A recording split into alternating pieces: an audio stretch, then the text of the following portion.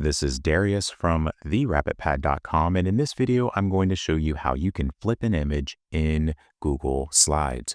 Here I have a presentation, and I'm going to insert this image.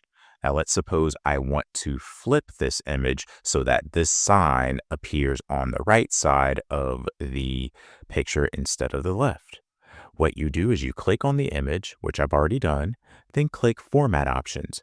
Here you will see your list of options for editing the photo.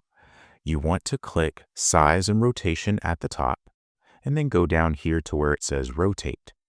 On the right-hand side of the Rotate list of options, you will see icons for flipping the image, and you can flip your image horizontally or vertically.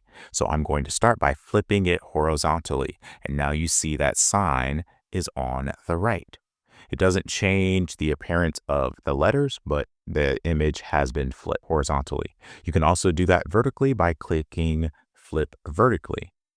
And now it's upside down. So this video shows you how to flip your images in Google Slides. If you found this video helpful, please click that like button and subscribe to this channel to view more helpful videos in the future. Also, please be sure to visit my website at therabbitpad.com.